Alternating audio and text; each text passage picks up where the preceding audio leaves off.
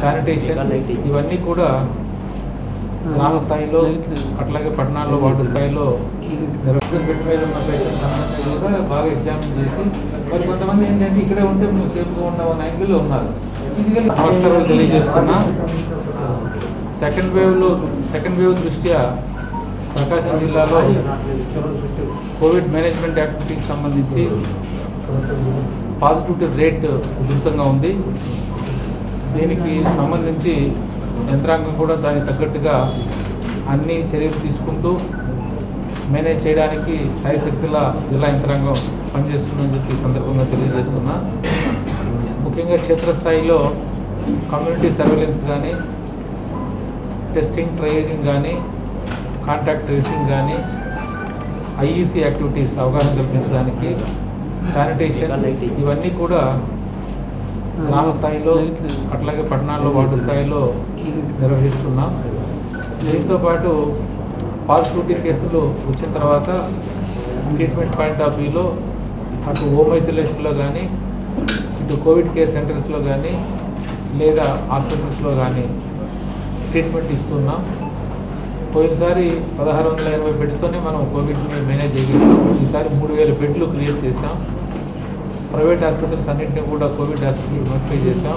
వైద్య విధాన పరిషత్ హాస్పిటల్స్ 7 కూడా నోటిఫై చేసాం. జిల్లా కోవిడ్ హాస్పిటల్గా జనరల్ హాస్పిటల్ వ్యవహరిస్తూ 680 బెడ్స్ మనకు ఆక్సిజన్తో ఉంటే వాటిని ఇప్పుడు 1000 పెంచాం. So all possible ways and means అన్నీ కూడా ఎక్స్ప్లోర్ చేసి ఈ కోవిడ్కి సంబంధించిన పేషెంట్ కేర్ విషయంలో చర్యలు తీసుకుంటున్నాం. అట్లాగే కోవిడ్కి సంబంధించిన హ్యూమన్ రిసోర్స్ అంతా కూడా రిక్రూట్మెంట్ చేసాం. గతంలో పనిచేసిన వాళ్ళందరినీ రికాల్ చేసాం.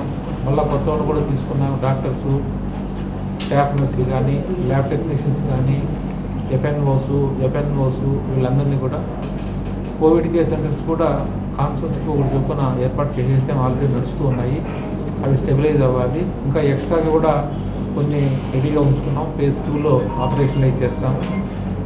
అయితే మరి ఇప్పటికే కమ్యూనిటీలో మరి ముఖ్యంగా ఏదైతే ఈ కోవిడ్కి సంబంధించి అప్రాప్రియేట్ బిహేవియర్ ఉందో ప్రజలు పాటిస్తారో అవి మనం ఎంత ప్రయత్నం చేసినా కూడా ప్రజలు కాస్త మూమెంట్ ఎక్కువైన దానివల్ల మనకు పాజిటివిటీ పెరిగింది, ఇన్ఫెక్షన్ కూడా స్ప్రెడ్ అయింది.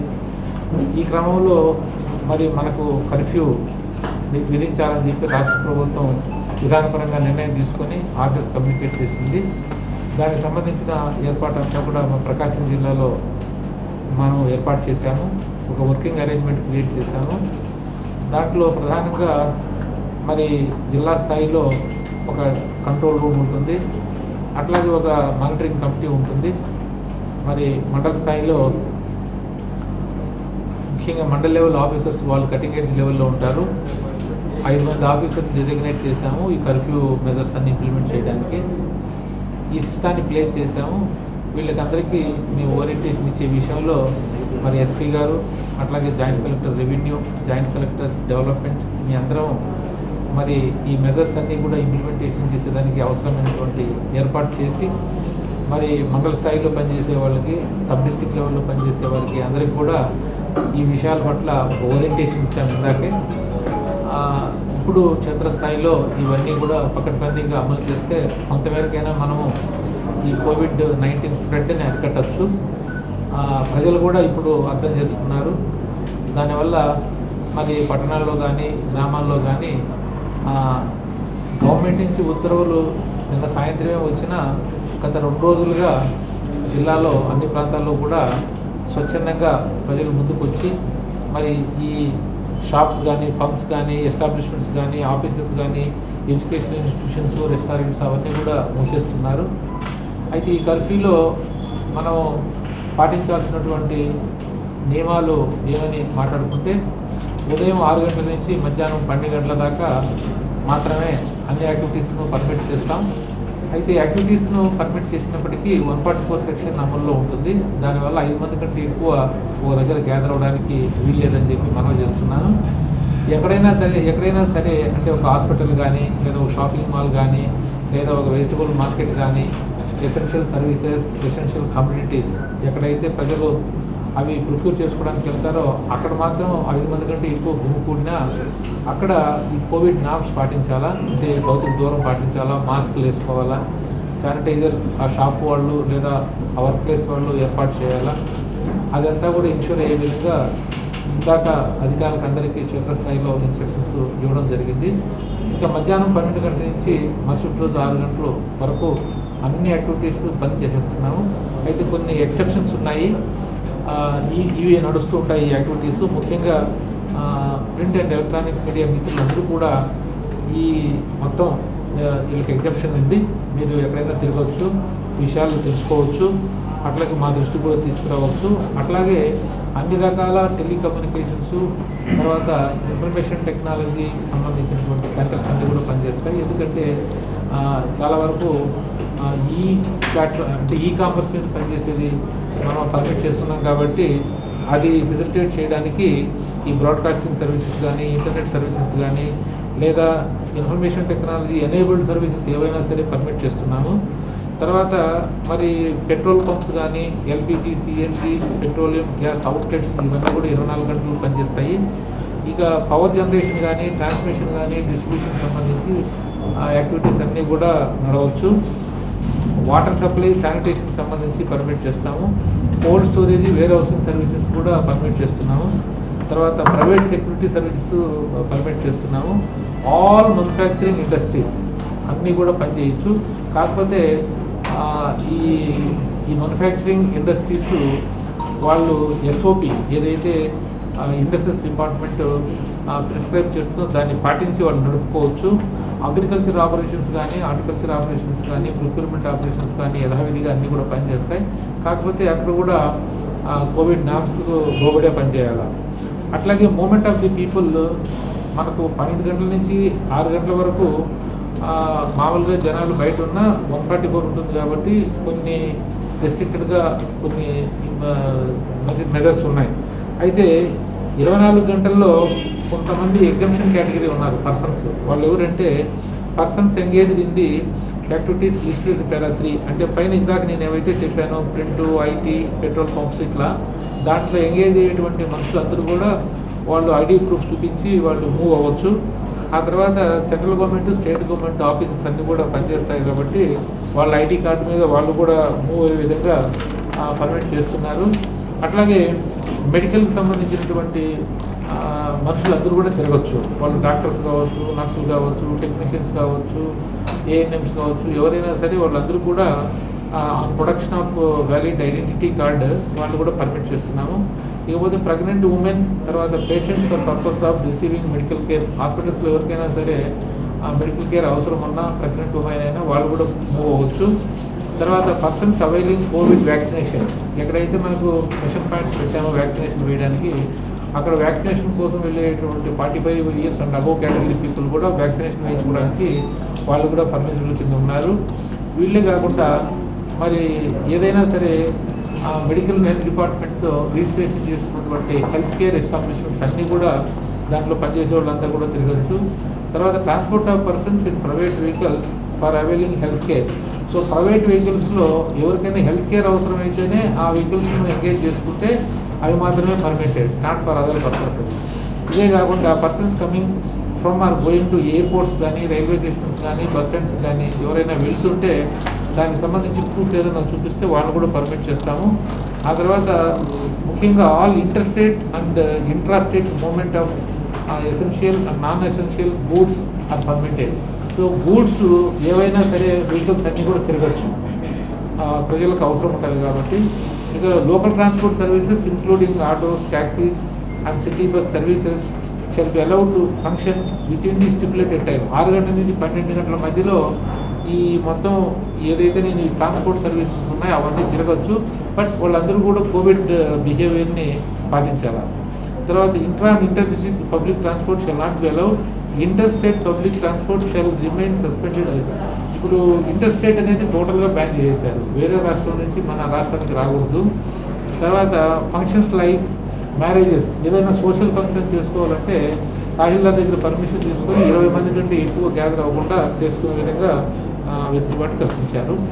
సో ఇది జనాలంతా కూడా ఈ కర్ఫ్యూ టైంలో పాటించాల్సినటువంటి ఇన్స్ట్రక్షన్స్ రిస్ట్రిక్షన్స్ కంట్రోల్ రూమ్ పెట్టాం కలెక్టరేట్లో 24 గంటలు పనిచేస్తుంటుంది. ఈ కంట్రోల్ రూమ్లో అన్ని డిపార్ట్మెంట్స్ ఉంటారు. Revenue, police, transport, agriculture department, industries department నుంచి పెట్టాము. ఫీల్డ్ లెవెల్లో ఏదైనా ఎవరికైనా సరే సందేహాలు ఉంటే ఇంప్లిమెంటేషన్లో కంట్రోల్ రూమ్ ఫోన్ చేసుకుని ఆ ఇష్యూస్ అన్ని రిజాల్వ్ చేసే విధంగా అట్లాగే మానిటరింగ్ కమిటీ జిల్లా స్థాయిలో పెట్టాము. దానికి జాయింట్ కలెక్టర్ రెవెన్యూ చైర్పర్సన్గా వ్యవహరిస్తూ డిఆర్ఓ కన్వీనర్గా ఉంటారు.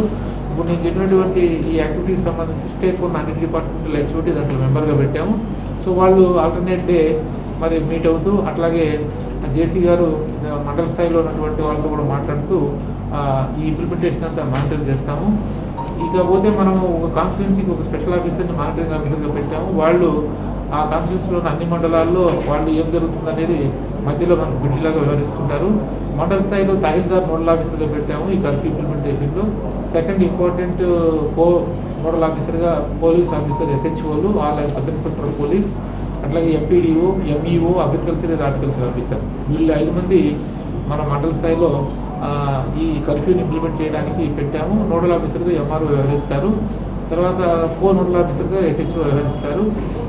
గ్రామ స్థాయిలో సెక్రటరియట్స్, వార్డు స్థాయిలో సెక్రటరియట్స్, వీటన్నిటిని ఎన్ఫోర్సింగ్ ఏజెన్సీస్గా ఈ మండల స్థాయి వాళ్ళ పర్యవేక్షణలో ఇంప్లిమెంటేషన్ అంతా జరుగుతుంది.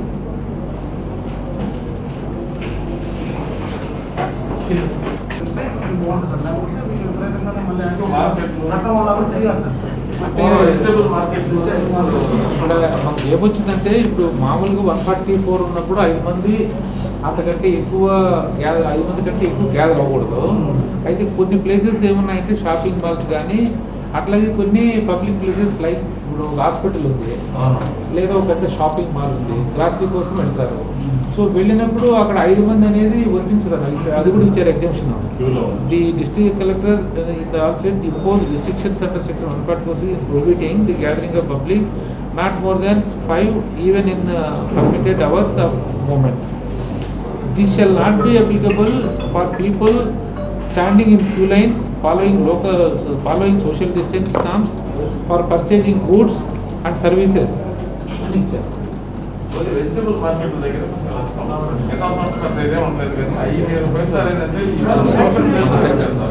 So now I request SP also to share something. ఇప్పుడు ఇంతాక కలెక్టర్ గారు చెప్పినట్టు మేమంతా కూడా ఈ గవర్నమెంట్ నుంచి కర్ఫ్యూ మీద వచ్చిన ఉత్తర్వులు అన్నీ స్టడీ చేసి జిల్లా యంత్రాంగంని లైన్లో తీసుకుని అంతా సెట్ చేశాము. మీ అందరికీ చెప్పడం జరిగింది. ఇందులో ప్రత్యేకమైన ఏదైతే ఇన్స్ట్రక్షన్స్ ఇచ్చి ఉన్నారో అవి అన్నీ కూడా స్మూత్గా జరిగే విధంగా, అమల్లో వచ్చే విధంగా మేము డిపార్ట్మెంట్ ఆఫీషియల్స్ అందరికీ కూడా కోఆర్డినేషన్ సెట్ చేశాము. జిల్లా స్థాయిలో ఏ విధంగా మనం ఇక్కడ కూర్చుని అంతా ప్లాన్ చేశాము, అదేవిధంగా మండల స్థాయిలో కూడా సార్ చెప్పినట్టు ఇంతాక we have the committee, the task force, they are going to look into it. అదేవిధంగా గ్రామ స్థాయిలో కూడా విలేజ్ లెవెల్ ఫంక్షనరీస్ దాని మీద కోఆర్డినేషన్లో ఇంప్లిమెంట్ చేస్తారు. మనము పోలీస్ ఆఫీసర్స్ అందరికీ కూడా, పోలీస్ మెన్ అందరికీ కూడా క్లియర్ ఇన్స్ట్రక్షన్స్ ఇచ్చి ఉన్నాము. దట్ పబ్లిక్కి సహాయం చేసే విధంగా ఎవరిని ఇబ్బంది పెట్టకుండా బాగా కోఆపరేషన్తో ఒక పాజిటివ్ స్పిరిట్తో ఇంప్లిమెంటేషన్ చేయాలి. ఈరోజు ఎందుకనే మేము ఈరోజు కొంచెం సాఫ్ట్గా పోయాము, అవేర్నెస్ జనరేషన్ మోడ్లో పోయాము. రేపటి నుంచి కొంచెం స్ట్రిక్ట్గా పోతాము. But today we gave sufficient opportunity to everybody to get use to it. And కానీ ఏదైనా కూడా as I said we are here to facilitate, we are here to help. మా అందరికీ the curfew is not end in itself. ఈ curfew పెట్టడమే ఉద్దేశం కాదు కదా. ఉద్దేశం ఏంటంటే అందరికీ పబ్లిక్ హెల్త్ని కాపాడడం, పబ్లిక్ వెల్ఫేర్ని కాపాడడం. కాబట్టి ఆ స్పిరిట్తోనే ఇంప్లిమెంటేషన్ జరిగే విధంగా మనం క్లియర్ ఇన్స్ట్రక్షన్స్ ఇచ్చి ఉన్నాము. పర్టికులర్గా ఇప్పుడు ఇక్కడ జిల్లా స్థాయిలో కోఆర్డినేషన్ కోసం ఒక కంట్రోల్ రూమ్ ఏర్పాటు పడుతుంది. ఆల్రెడీ జేసీ గారు ఇన్స్ట్రక్షన్స్ ఇచ్చారు. ఇక్కడే ప్రత్యేకంగా ఒక ఆఫీస్ స్పేస్ వాళ్ళకి కేటాయించి అందులోనే అందుబాటులో 24/7 కూడా వేరే వేరే డిపార్ట్మెంట్ అధికారులు అందుబాటులో ఉంటారు. సో ఎనీ ఇష్యూ క్షేత్రస్థాయిలో వచ్చే రకరకాలంగా ఇష్యూస్ ఉంటాయి, అవి అన్నీ కూడా రియల్ టైంలో మనం సాల్వ్ చేస్తూ పోతూ ఉంటాము. And genuine cases, bona fide cases, genuine cases ఏదైనా కూడా మనం ఖచ్చితంగా జిల్లా యంత్రాంగం అంతా కూడా will be there to help and assist. So ఆ విధంగా మనము ట్విన్ అబ్జెక్టివ్స్ని కూడా మీట్ చేయాలి. We should effectively have curfew enforcement so that corona cases rate of infection should be control. At the same time genuine economic activity, medical and essential services అవి కూడా ఇబ్బంది లేకుండా మనము రెగ్యులేట్ చేయాలి. So that already we're geared up for that. ఖచ్చితంగా it will all the experience of the first time last year lockdown experience కూడా అంతా మనం ఈసారి కర్ఫ్యూ ఇంప్లిమెంటేషన్లో వాడతాము. అంత స్మూత్గా జరిగినట్టుగా చూస్తాము. మీకు కూడా ఖచ్చితంగా మీ స్థాయిలో you also take the message to everybody to follow social distancing. అదే ముఖ్యం ఉంటుంది. అందులో మా రిక్వెస్ట్ ఏంటంటే 100 చోట క్యూ లైన్స్ ఉంటే ఎక్కడో చోట లేకపోతే అక్కడే అంతా ఫోకస్ చేస్తారు. You have some balanced focus. Public ఉన్న మంచి దాన్ని కూడా give it equal importance. We must in these difficult times మేము ఖచ్చితంగా బ్యాలెన్స్ పిక్చర్ ఇవ్వాలి. సో దయచేసి అది కూడా మీరు ఇస్తే ఇంకా పబ్లిక్ మోటివేట్ అవుతారు. They will feel that they can do something good.